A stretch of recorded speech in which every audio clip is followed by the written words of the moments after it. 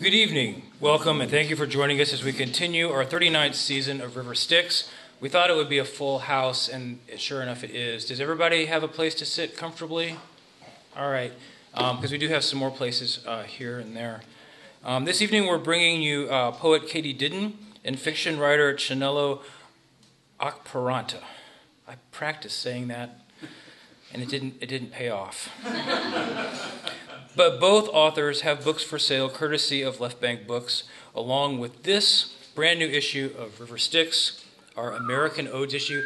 It is so hot off the press that I just can't even... I picked this up today.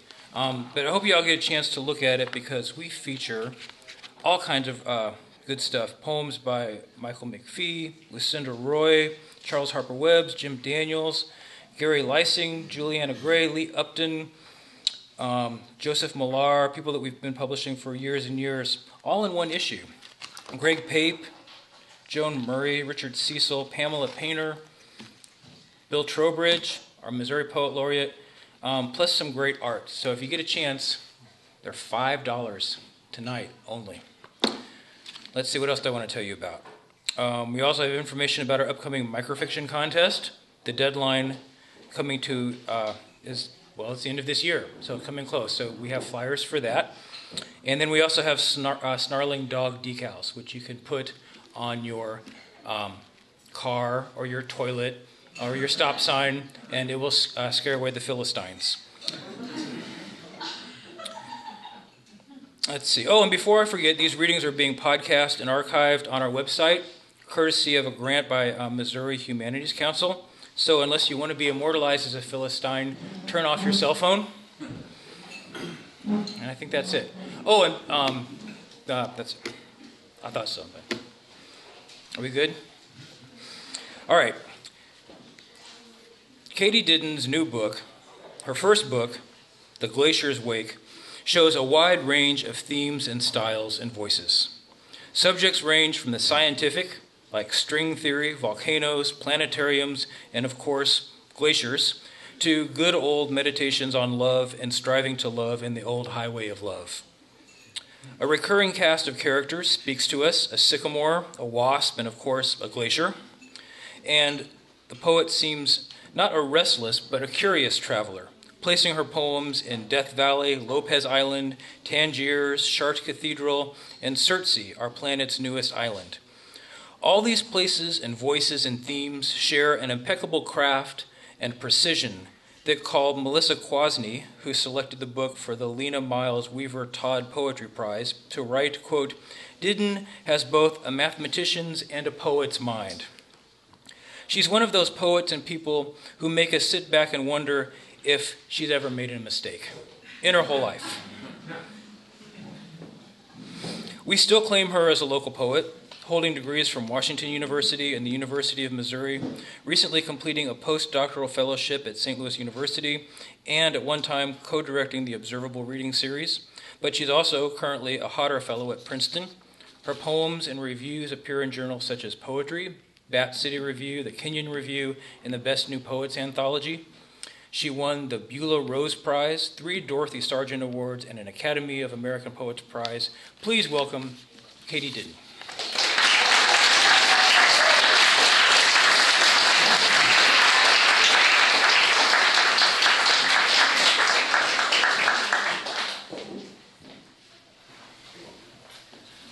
Hello, thanks Richard so much for that introduction, and thanks to River Styx for inviting me back to St. Louis, for giving me the chance to come back. It's been so much fun to be here, and I just love this city and everyone in it, and I'm just really happy to be here. And I also want to say what an honor it is to be reading with Chinelo, and just to thank all of you for being here tonight.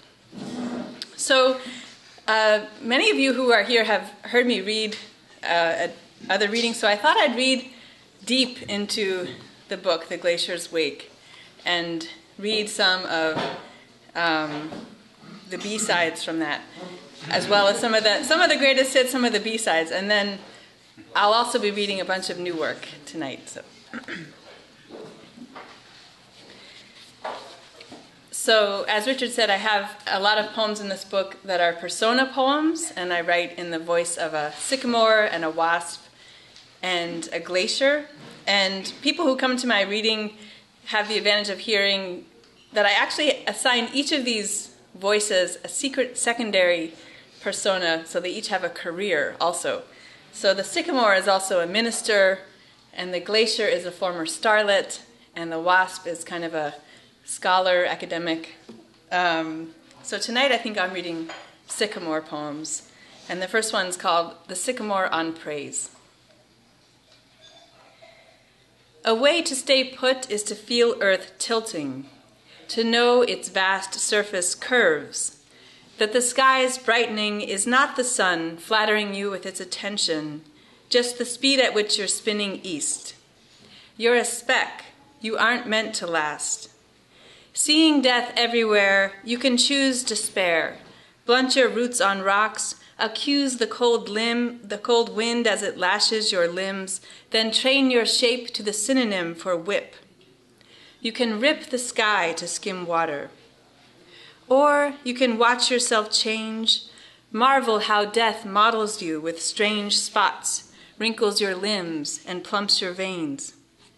In the shade, you can love what repeats, branched river and snake tracks in the leaf, the fruit dangling like suspended suns, the years cycling, the slant-rhymed seasons, or the heron like a gray beacon on the same high limb each afternoon. Our daily habits, hearing a tune in thunder, words in the shaking leaves. Praise the stuttering flow of light-off waves. Praise the linking wind, the sudden rain's promise that what was will be again. Praise lush soil, praise infinite patterns, of which you're made, to which you will return. And this next one is, I think most of my poems are self-explanatory, so if I give you the backstory, it'll give it away. So this is called The Penitentes Morada, and it's set in Abiquiu, Pueblo, New Mexico. Building with 3 waist-high windows, their shutters locked from the outside. Small latches, those Ulysses bonds that hold the monks back, though the desert surges forward with its heat and infiltrates the shutter cracks with light. As if those muted beams were all they could withstand. The way the body, always seeking oblivion, feels light's tug, would step out the adobe walls and reeling from the spectrum, sink into sand. Were the monks inside, their minds were holy sky. No cage exists without its opposite. The mind is always elsewhere, won't stay put. Whose merciful hands, then, could bind us to our longing?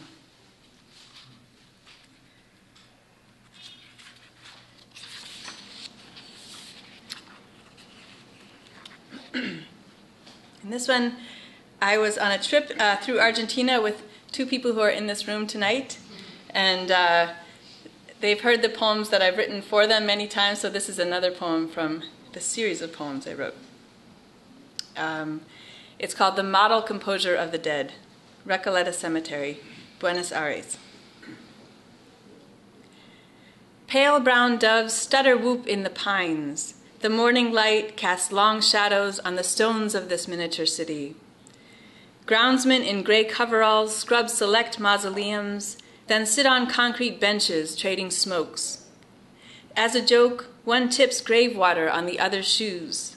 He shrinks from it as from infection. Water spills in thick black streams across the paths of dull-eyed feral cats and pools under the marble feet of angels. On the only tour in English, the guide apologizes for the crumbling tombs. The families of the dead neglect their dues. Dust gathers on the little altars, strewn with dried blooms, and enormous cobwebs hang in corners no breeze stirs. Outside the cemetery, there's a 200-year-old rubber tree, its trunk wide as a house. Limbs stretch over half a city block, propped by 2-pronged stilts, and broad, shiny leaves curl over the patios of 3 cafes. Its roots tangle the sewer pipes and hold the earth together under the stalls of silver mate cups and carved and polished jungle birds, under the white Franciscan church and the Museum of Fine Arts, under the Hotel Guido and its 2-passenger elevator, under the perfume billboards along Avenida Nueva de Julio. The roots reach all the way to the Atlantic, and the roots grow around the Recolletan crypts like a nest. And if such things are possible, they carry the local gossip, amplified from the canopy of vinyl, down to the slumbering ears of the old powers, who reply with fat figs that thwack the cafe tables like little bombs, threatening the teacups.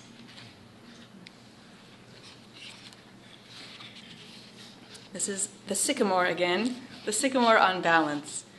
It's funny, I'm doing these deep readings, so we're not hearing from the glacier. Now I feel guilty, but I have a lot about the glacier in this book. Okay, this is the sycamore on balance. A symmetry of forces, yes, but not of shape. The roots, a mess of curves. Like slow snakes, they incorporate rocks. With full weight pressing down, my trunk arrows skywards. For humans, centering's awkward. You lack longevity, can't fight gravity, grow heavy. What wayward cantilevering keeps you calm? When sorrow settles, blights your limbs, what dark contortions fix you to the source? Contrition, the light-aimed psalm. And this is the last poem I'll read from this book. Many of the poems in the book are also elegies for my father. And this one started out that way, but became more a poem about my brother. So it's called On Trying to Save My Niece from Grieving. After my father had recovered enough to sit up in his bed, my brother brought Claire in to see him. He was losing the tips of his fingers on his right hand. They were shriveled and black above the knuckles, the rough skin bent at wild angles. As Claire went to him, my father, who could not lift his arms, told her he dipped his fingers in blueberries, and I watched Claire measure the lie with a look I have seen my whole life on my brother's face.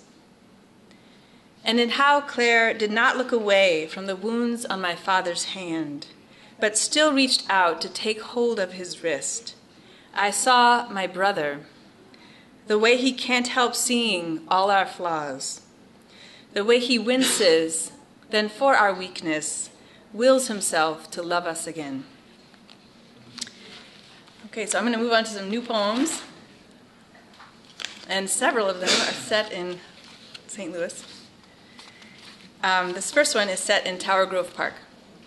It's called, and I've started to get really into writing in iambic meter. It's giving me insomnia. I can't sleep when I'm writing like this. And so you'll hear that in these poems, and you'll hear that in this title. Running counterclockwise under threatless skies, Tower Grove Park. Fast or slow, pain in the knee or not, for several weeks I crossed paths with a stranger, walking his enormous hound. We moved like democratic moons in counter-orbits waving. Other days I'd see a man who must have been 6'3", lanky and handsome, thin but strong and sprinting, missing an arm. I kept my gaze on his face, nodding hello, thinking of Whitman's Vigils by the Wounded, weighing in my mind the pacifist's belief that if you put your body in the line of fire, someone will dare not to shoot it. In the space I expected to see his arm, I saw thousands of bodies, swaddled in winding sheets, laid out on the ground like a fabricated river through a desert I have only seen on film, my brain transposing damaged Californias where unnamed bones name borders, where only wild-haired activists sniff the ground, tracing the history of terror. When Henry Shaw granted land for Tower Grove, he just lived through the Civil War.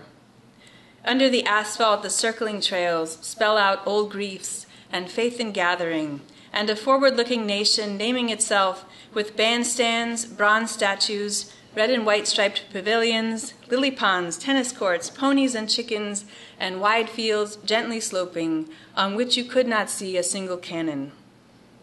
Right now, one man teaches another to build bombs, to dress wounds, to cower under rocks and shoot what moves, and the one-armed soldier runs beneath the trees at the speed of joy.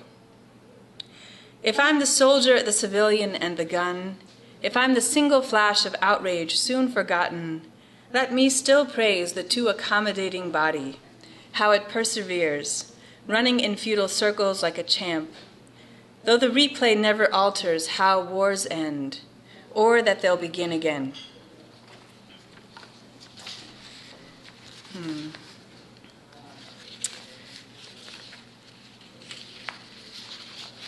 Okay, I think I'll read 3 more of these iambic poems. Okay, the next one is, again, iambic title. The bells that clang off key invent new noons. Okay. Downpour. Under the colonnade, a man from China teaches me about opera and Italian vowels, and how Italian words ping inside the muscles of the face like ball-peen hammers, tuning the skull's hollows. He tells me how he trained for 20 years to mimic the sound that all Italian babies learn at chow. Sun breaks through the clouds. The plaza fills with sun and rain. As for Orfeo, I believe in genius, and I know if I could hear the voice Ovid himself shied from describing, I'd understand the poverty in how I praise. But it moves me more to imagine the man beside me singing scales, and to think how he could hear when he didn't reach the notes, like a painter mixing grays and golds who fails to match the sky. I hold out my hand and he closes his fingers on my wrist, taking my pulse.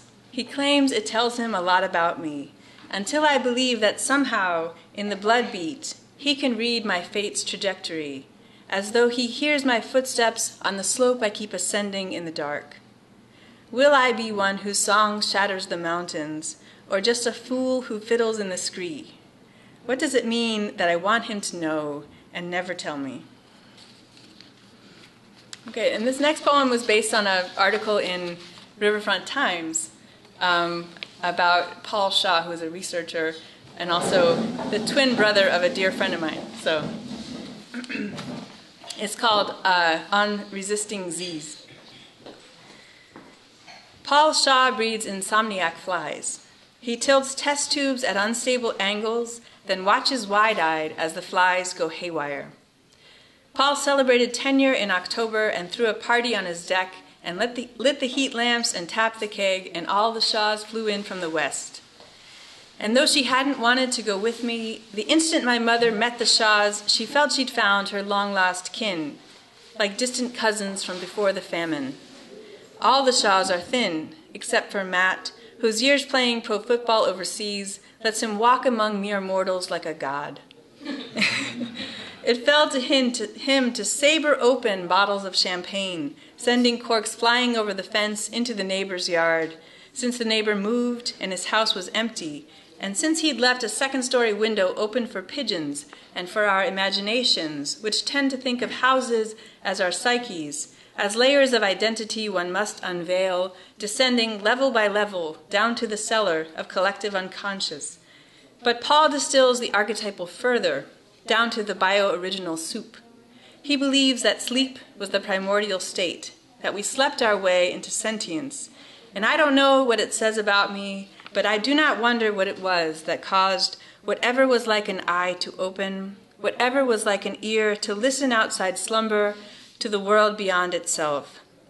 I know that it was grief, even if infinitesimal, when proto-life drifted in solution over a patch of sea just 1 degree cooler than the rest, an effect like free fall pulling us all in the wake of understanding we are mortal, spurring us to develop fins, then limbs, to specialize and specialize until we sit like scholars on a pinnacle who contemplate in the cold air the miracle that everything's connected, so that the air between what's here and what comes after thins, as it seemed to do at Paul's house when we arrived somewhere we'd never been and felt at home. It was as if, in that keyhole of conviviality, the deck reflected back to heaven, we could attract our Father's spirits back to us, that they might lean down out of the ether to look on us again, though how they looked would have to be imagined, since the annoying flies that stowed away under Paul's lapels had come alive in the late October light, weaving spells in cloud-like hatches over our heads, shoring the gaps between here and eternity with a spastic comedy, like kaleidoscopes distracting us from sadness, like manic dancers in a loose circadian disco.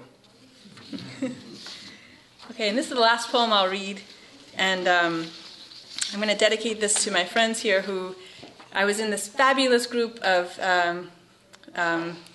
people who were reading Dante's Divine Comedy, led by the inimitable Terry Quinn, and so we read Dante for a whole semester, and now it's coming into my poetry all the time.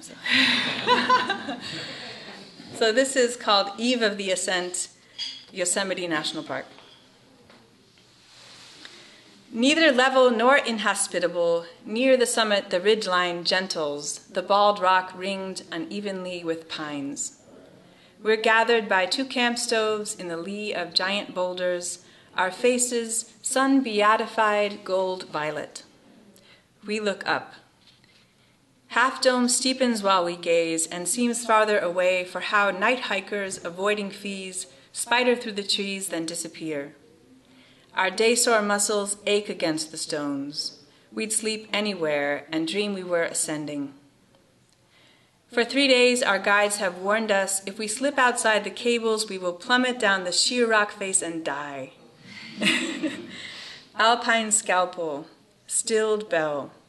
The campsite's eerie as a theater, the air is thin, and when they tell us to set intentions, my demons rise out of the valley in the massive granite forms to which I've fixed them. The friends I've lost to wordless anger crowd the switchbacks like anti-song, pointing me back to the circuit path that, since I wanted it resolved, leads dully nowhere. I still want to believe I acted justly.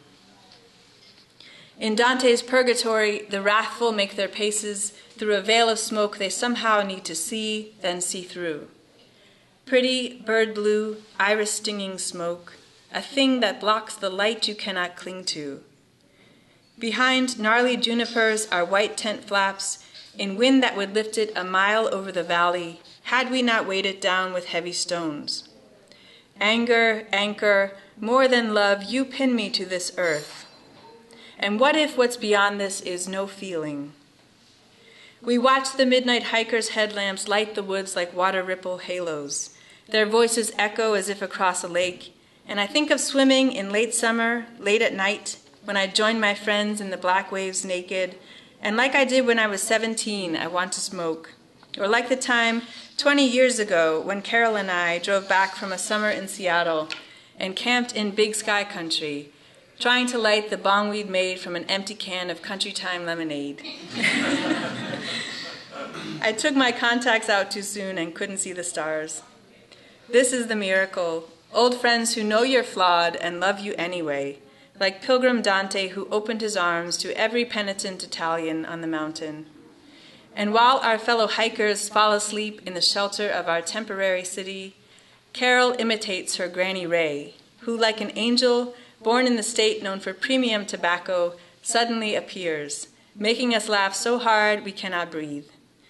Michael Wilson snores 3 tents away, but we're awake under gray stars, and the dome looms, amplified in moonlight, to the path that love won't let us call impossible. Thank you.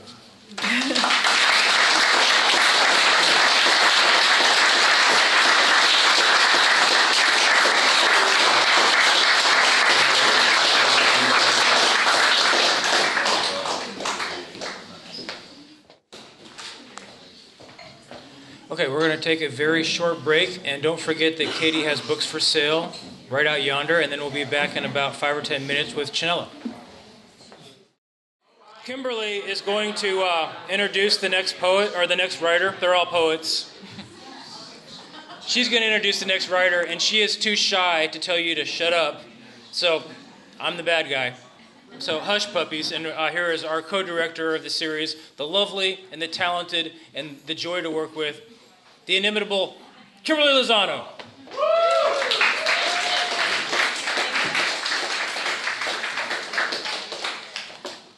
Oh, golly.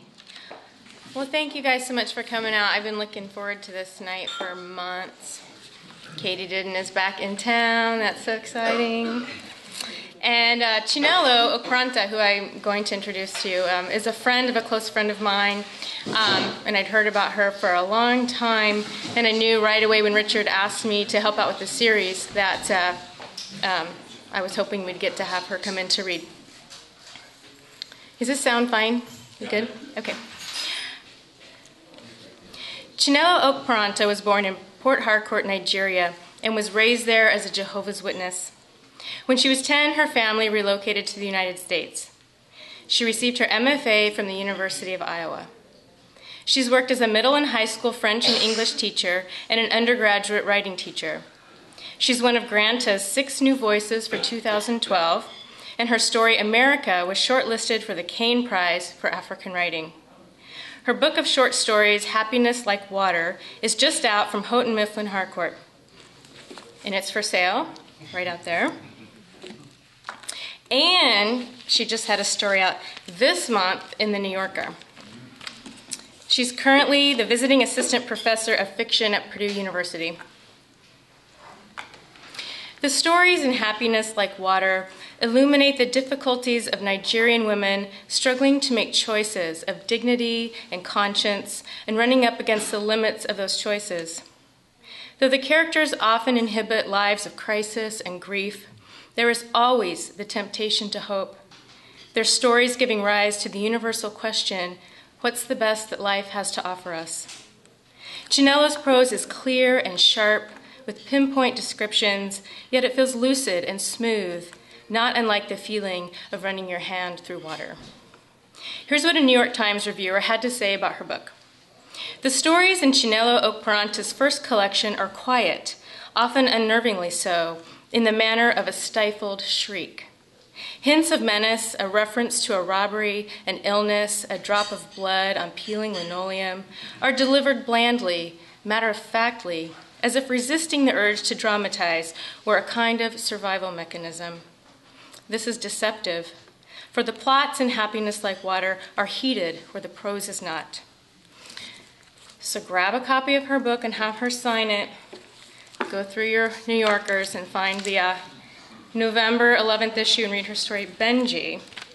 Because those of us who are here tonight are probably someday going to say, I got to go to a Chinelo Okparanta reading before everybody knew who she was. So please welcome Chinelo Okparanta.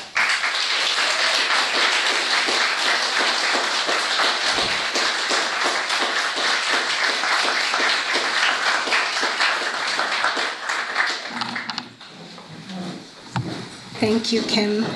Thank you, Styx, for having me here, and thank you all for being here. I'll just read the first story in the collection, and I'll take off some bits of it so it's not too long for you. I don't want to put you to sleep.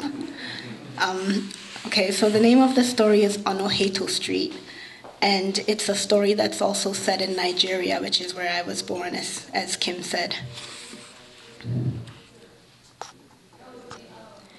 At the time of the robbery, Eze and Chinwe were living in the town of Elelewo in Port Harcourt. They lived in Maywood Estates, which some of the neighbors called Ehero's Estate, because Ehoro was the name of the owner. Ehero's was a fairly large estate with about 12 bungalows in it. The bungalows stood in clusters, separated only by gravel and grass, by the road connecting them, and by trees. Orange trees, guava trees, and plantain trees. There was a driveway in front of each bungalow, and each bungalow had a garage. A cement wall rose high along the perimeter of the estate, and with it, 2 oversized metal gates, one at the entrance, the other at the exit. The top of the cement wall and the tops of the adjoining gates were lined with shards of glass, green glass, clear glass, and brown glass.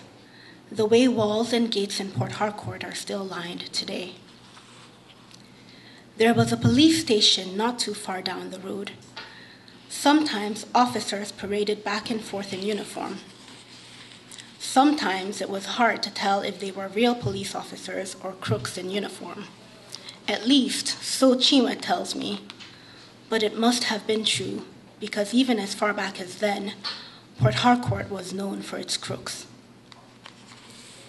It was her mama who encouraged them to live there in Ehoro's estate, the same way she had encouraged Chinwe to marry Eze. Chinwe had been living with her then on Oheto Street in the D-line area of Port Harcourt. They lived in a small flat with yellow walls inside and out. Chinwe was a teacher those days, home economics in St. Catherine's Secondary School, right there on Oheto Street. The first time Eze came to them, Chinwe had just returned from work at the school. She and her mama were sitting outside on the steps to the flat, and Chinwe was telling her mama how the students wore her out, with their not being able to follow simple instructions. The way they cut the wrong sewing patterns or mixed the wrong ingredients into something as easy as the crust of a meat pie. She was saying all this when Eze walked up to them, carrying a black briefcase and a couple of magazines in his hand. He smiled brightly and told them that his name was Eze, that he came offering the good news of God's kingdom. Would they please invite him to tell them more? At first, Chinwe was quite annoyed by this, by the mere presence of him at their door, and by his request for an invitation.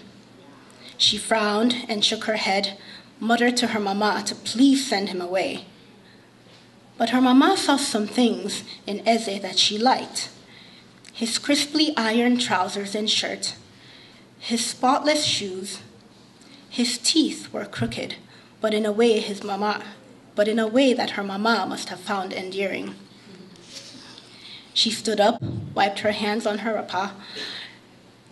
She reached out and shook his hand. She invited him in.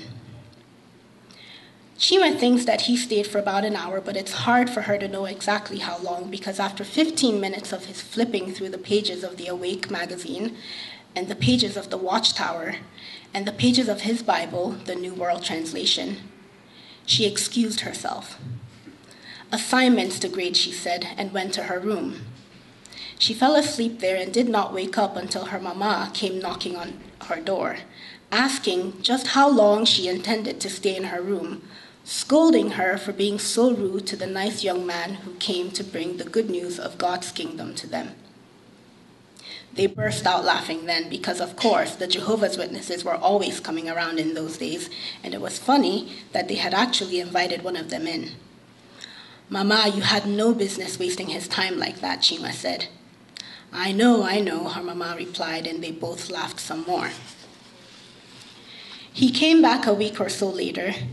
They were again outside on the steps. There was the scent of beans boiling on the stove, black-eyed peas. Even outside in the open air, he could smell it, and he told them as much. He asked if they would eat it with soaked gari or with akamu. Chinwe frowned because she suspected he would soon invite himself for dinner. Her mama smiled and did the inviting for him. That evening, with Eze standing out there talking about beans and gari and akamu, her mama remarked on the way that Eze's shirt and trousers were always so perfectly ironed. That was the way Chinwe's papa's shirt and trousers also used to be, she said. Those days he worked as a grammar school teacher. It had a lot to do with why she was fond of Eze, she admitted. Eze laughed.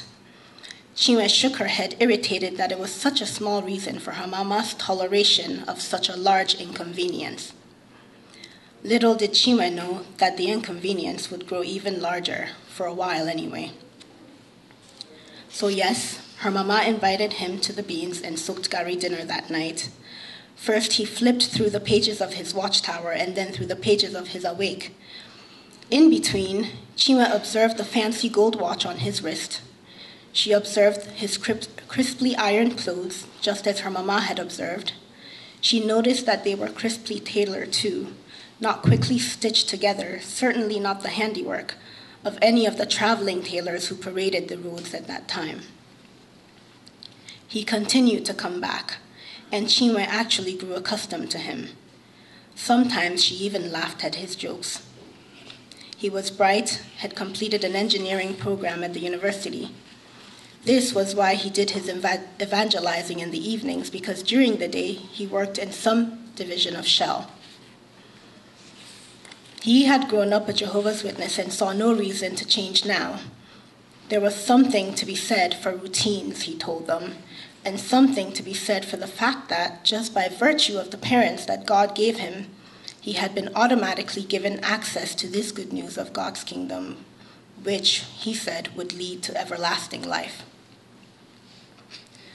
One evening, Chinwe's mother asked him what his plans were for the future.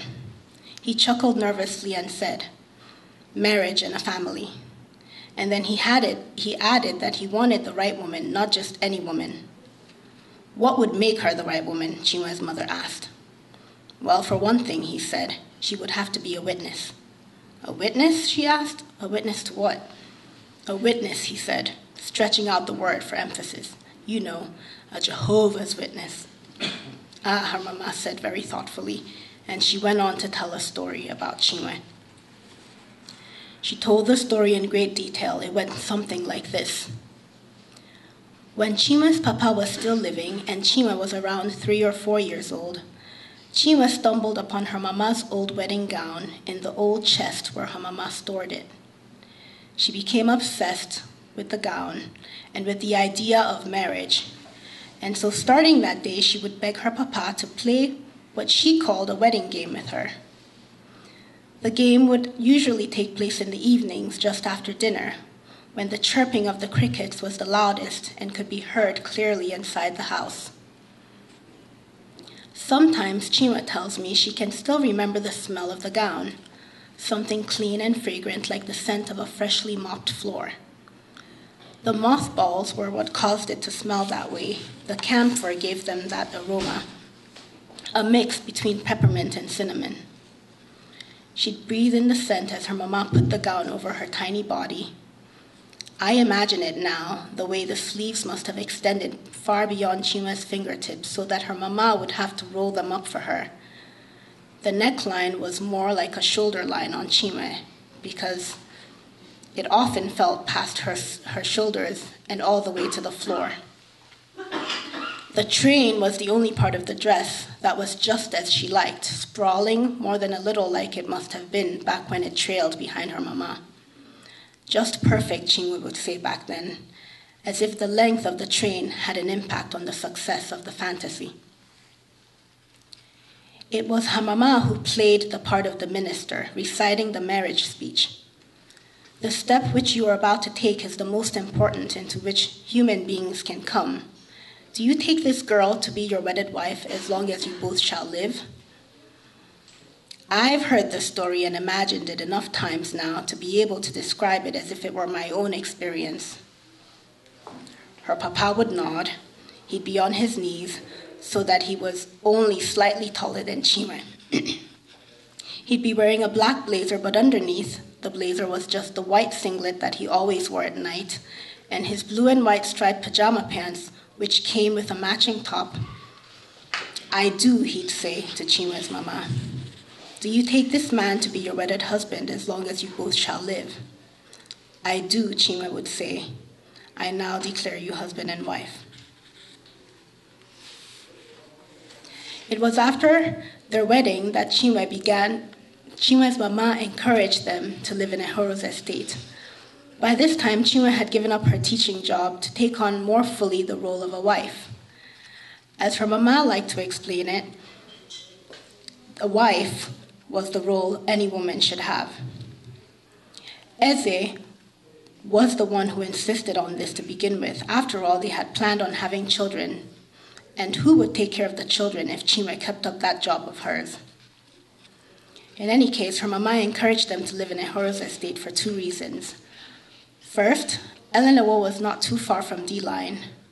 That is, it was far enough for Chinwe and Eze to feel separate, to feel independent from her, but it was close enough that she could hop on a bus and could come visit whenever she wanted. Secondly, she reasoned that Ihuro's estate was a swanky neighborhood just up Eze's alley, and if they lived there, she could vicariously experience the good life through them. It was true about the estate's swankiness. Those days, the driveways and garages in Ihuro's were filled with Volvos and Jeeps and BMWs. The yards were well manicured, and the families took turns hosting elegant dinner parties where people dressed in their finest traditional or American attire. After they moved in, Eze got himself a Land Rover, but that must not have been enough because he soon got himself a 505 SRS, which rivaled the BMW in many ways, or at least, Eze said it did. Chinwe continued to drive her little yellow VW Beetle, which was just fine by her. The evening the robbers came, Chinwe and Eze attended the Kingdom Hall. She had not fallen asleep, so Eze had not scolded her afterwards about that. But the story goes, when they returned home, she went into work in the kitchen with the house girls to prepare dinner. Somehow, for one reason or another, the meal had turned out too spicy. There had been the hot scent of crushed peppers in the air throughout the bungalow, and when Eze and Chinwe sat down to eat, their tongues seethed from the heat of the peppers. That gave Eze all the reasons he needed to be cross with her. Chinwe fell asleep in a sad state that night, still smarting from Eze's scolding. She fell asleep to the sound of the floor fan, which stood at the corner of the room, humming softly with each oscillation like a lullaby. Usually she opened their bedroom window halfway at night, and as she fell asleep, she listened to the sounds of the guava and the plantain trees just outside. But that night the air was still, and with the scent of crushed peppers strong in the air, traveling down their nostrils and into their throats, something had to be done. It followed that Chinwe turned on the fan, opened the windows all the way. She left the door to their room open, the door that led to the corridor. She awoke to the sound of shattering glass and to the sight of two men entering the room. The room was dark, but owing to the moonlight which crept in through the windows, she could see that the men were masked. There was a metal safe that Eze kept in the bottom shelf of the bedside table. One of the men went straight to the safe, picked it up, pointed the gun at Eze, ordered him to open up the safe. Of course, Eze refused. The men held the gun even closer to Eze's head. There was a clicking sound. Chinwe screamed, begging the man to stop. The second man, who had until then been lingering in the doorway, made his way to her side then. She could not see the look on his face owing to the mask that he wore, but it must have been sympathetic because he tapped her on the shoulder and told her not to worry, that everything would be fine if she would only open the safe. So she grabbed the safe from Eze, dialed the combination, opened it up herself. She spilled its contents into the white bedding, tangled up necklaces of gold, rings whose jewels shone in the dark. And then, of course, there were the wads and wads of Naira bills, which the men stuck into their bags. Good work, the second man said, patting her on the shoulder when he was done bagging the items. But still, his gun found its way behind her head. So that night, the robbers hold their guns behind Chinwe's and Eze's heads and lead them out into the corridor. Chinwe watches as Eze struggles with his robber, refusing to move so that the man has to shove him forward. She knows that the house girls are in the quarters at the back of the house. She wills them to appear, to somehow appear and scare the robbers away. She wills them to hear, but it doesn't seem that they hear a thing. Chinwe and Eze stand quietly in the corridor for a while, Chinwe listening to the sound of the oscillating fan in their room. Even though it is a distance away, its sound is loud because, of course, everything is quiet now. After the silence, the robber holding the gun to Eze's head says, "That car outside, the white one, will be needing the keys." Now I should stop and just say that this story is a little bit modeled on my father's life, who also owned a 505 SRS that he loved very dearly. And so a similar sort of thing happened with him, where there was a robbery and he loved his car a lot. And he came. So Eze has a look of horror in his face, as if he's just seen death, which is funny because until then he's been acting bold and courageous, resisting it all. The keys, the man repeats, and actually we'll also be needing you to come out and start the car for us. One can only imagine the emotions Eze must have been feeling inside, because that car was his prized possession. Every once in a while before the robbery, that is, he'd taken to reminding Chinwe that it was the only one of its kind in the whole of River State, that there were only 2 of them in the whole of Nigeria, the other owner being a big man, a governor of one of the other states. So the robber has to drag Eze again in order to get him to move, smacking his head every so often with the gun. Start the car and no wahala for you. Don't start the car and we'll shoot. Chinwe and Eze manage to make eye contact somewhere in the middle of all the dragging and head smacking. Chinwe looks at Eze with pleading eyes. Just give them the car and spare our lives. But the more she looks at him, the more defeat she feels, because she knows that she's no match for the car. So she stands there watching the man drag Eze outside. She remains inside with the second robber still pointing his gun at her head. But even if she is inside, she knows what things are like outside. The ground paved with gravel and grass, and the bush near where the 505 is parked, green, saturated with the red of the hibiscus flowers. She and Eze stood in front of that bush for a picture on the day that Eze brought home the 505 SRS. It was her mama who took the picture. Here and there, lizards were crawling over the gravel stones. As she stands there with the robber holding a gun to her head, she remembers her mama holding the camera, taking a picture of her and Eze and of the car. Somehow she thinks of the wedding game she used to play with her papa.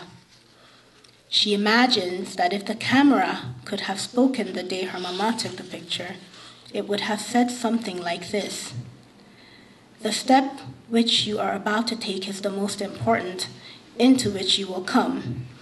Do you take this car to be your wedded wife, as long as you both shall live?"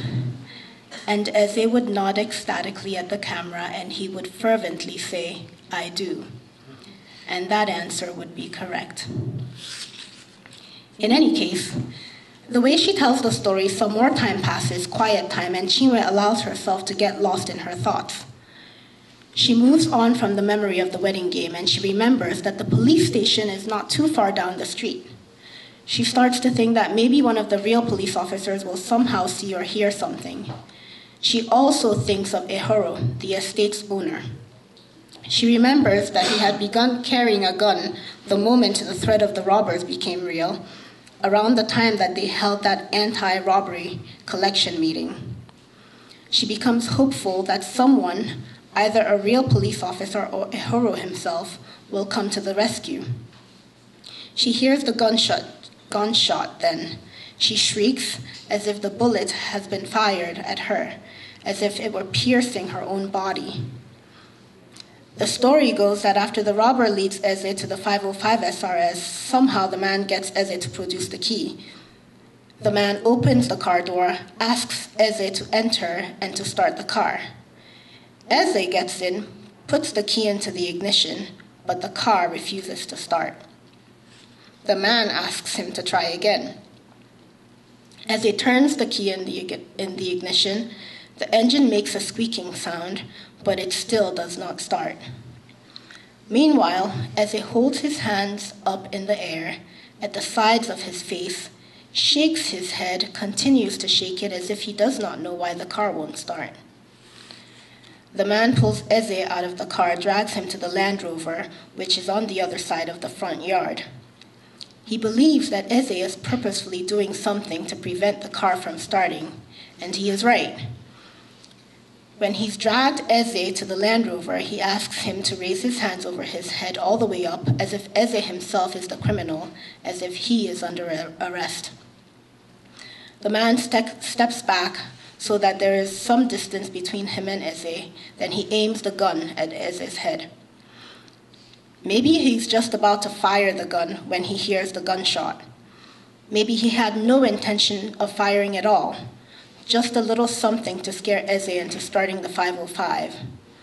Whatever the case, Eze's robber hears the gunshot too, and suddenly he is on the tips of his toes, running away with his gun across the front yard, even jumping over the glass-lined gate of the estate to escape. At least, this is how Eze told the story of what happened outside. Inside, after they hear the shot, the robber who is holding the gun to Chima's head lowers his gun. He appears confused, puzzled, then he turns to the door that leads to the garage and out to the driveway, and he runs off too. There is some screaming outside and the sound of racing feet, but Chinwe stays inside and just waits, too stunned to know what she's waiting for. Not very long after Mr. Ehoro enters the corridor with Eze by his side, there is sweat dripping from Ehoro's forehead, and he wipes it with the back of his hand. There is sweat also dripping from Eze's forehead, but Chinwe pays that no mind. Instead, she looks for the blood on Eze's chest, but there is none. Eze starts to tell the story of what happened outside then, how he refused to start the car by not pressing one of the buttons he should have pressed. He laughs at his cleverness. He winks at Chinwe, a self-congratulatory wink, as if to say, "Aren't I something?" It is now Friday, and Eze laments that it is not Thursday all over again, or Saturday or Sunday, so that he can tell the story at once to the entire congregation at the Kingdom Hall. For now, his imagination will have to do, and so he imagines breaking the news, and he anticipates what the reaction will be, gratitude to God for the miracle. Chinwe listens to him for some time. Ehoro stands by Eze's side, listening too. Sometimes he laughs at the things that Eze says. "I'm leaving," Chinwe says numbly. It comes out as a whisper, and Eze continues to speak because he doesn't hear her. She turns around and heads for their bedroom.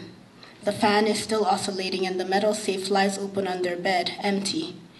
She moves it aside gently. She goes to her wardrobe, opens it, takes out a large suitcase from its bottom shelf. She removes a few of her clothes from the hangers, folds them one by one, and puts them into the suitcase. She is still folding the items when she hears the sound of Eze's footsteps approaching. She sits on the bed by the open suitcase and waits for him to walk into the room. As she waits, she imagines that he is already inside the room, that he has made his way to her in the still dark room. She imagines that he wrinkles his forehead like a question and reaches out with his arms to stop her from what she is doing.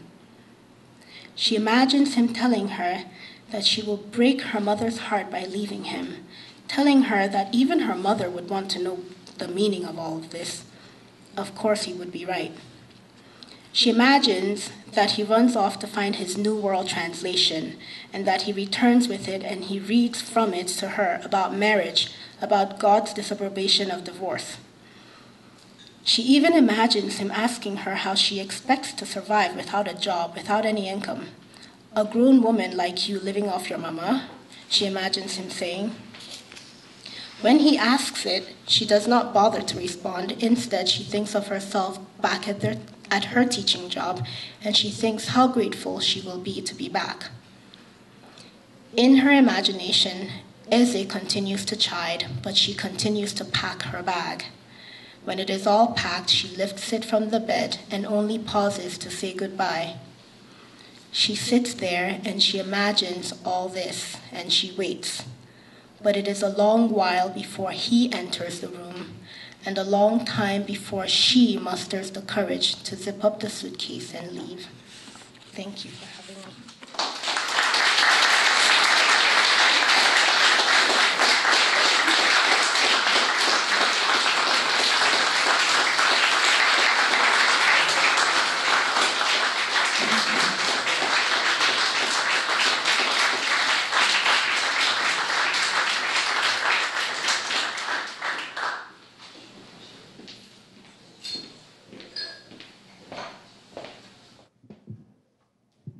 So we've been doing a little Q&A. Come on up here. You're not out of the spotlight yet. I'm sorry. So we've been doing a little Q&A, which I know a lot of people don't usually get to ask writers things that they've always wanted to know. Plus, because Missouri Humanities Council is funding this, it's one of the things that they like to do in their grants. So kill two birds with one stone. I thought I would ask the first question. I know both of you writers have traveled a lot and have lived in a variety of places. So I was curious, first of all, how important it is when you're writing and imagining worlds, both in poetry and in fiction, it is to have a place, a home, a place where you can sink roots. And then also the contrary, how important it is to be a gypsy, a traveler, or a pilgrim. So, Katie, do you want to go first since you go first?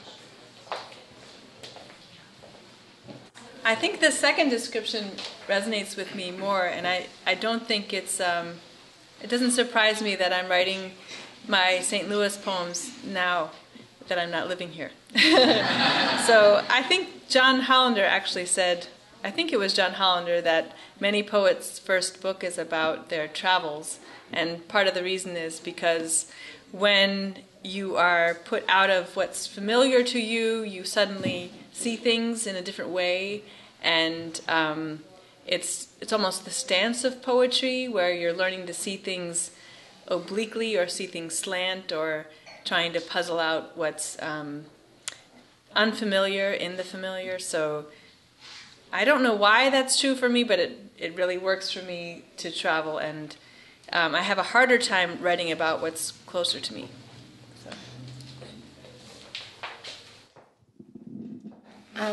Well, I should say that I am from Nigeria. You know that already. I came here when I was 10 years old to the United States. I think for me, home is a very interesting concept. I think that a person like me in fiction seems to travel back home. I think when you take a person out of their home, there's a way by which fiction sort of fills up that space so that when I write, that is my opportunity to travel back to the home that I knew as a child, which I'm clearly not now physically there, but somehow my memories take me back there, and so that is what shows up in my fiction. I don't think that that's what I'll always write about, but for my first works of fiction, it seemed natural that I would start from a place that felt like home, a place that was home. But in the future, I hope that I can, move beyond what's familiar and do something else.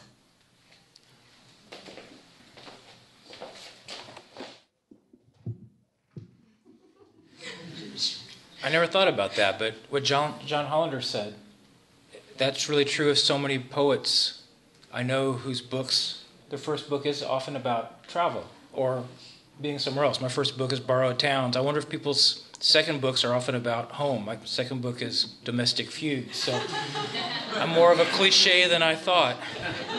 Are there more questions? I know a couple other people had said that they had some questions. My question is for Katie.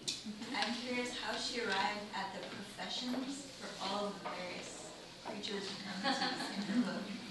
In case people didn't hear, the question is how Katie arrived at the professions for the creatures and the things, the glaciers and the trees that she has for her book. I wrote the wasp poems first, and those came about more by way of form. So in order to get to a different voice, I chose different forms for each of those creatures or features. So the wasp is in these tiny tercets that have a cinch in them. And I don't know if it was the form that led me to the voice or what it was, but the wasp seems very interested in commenting or interpreting art and philosophy. So I didn't want the wasps to be alone in the book, and I remembered loving writing in those voices. And so I think the glacier came next, and I was just thinking, because we had been to Perito Moreno Glacier in Patagonia, and everyone's constantly taking pictures. And I was thinking, oh, the glacier is like a starlet, a declining starlet. And so, like, part of what we're watching is how this creature is decaying, or something like. Or actually, I don't know. Perito's one of the only ones that does advance. But anyway, so then I was thinking, I had two, and then there's a sycamore in Columbia, Missouri and for some reason I don't know, I can't explain it, but I was thinking, I was using a Welsh forms, and for some reason that brought to mind a kind of ministerial voice. And I'm working on a new book that's lava, and I didn't have a profession for lava, but I had the form. And it turns out lava is an artist. So we'll see. We'll see how that goes. Not a masseuse? Not a masseuse. Is there another question? Someone have one? Uh-huh. Who are their favorite poets? And fiction writers? Yeah. Everybody's a poet. Jerry, you want to take that? I'm influenced by many people. One of my favorite books is Le Petit Prince, The Little Prince by Antoine de Saint-Exupéry. I'm also influenced by Chinua Achebe, who is a Nigerian writer of Things Fall Apart. And I love Alice Munro, the short story writer who just won the Nobel. I'm very happy about that because yay for short stories.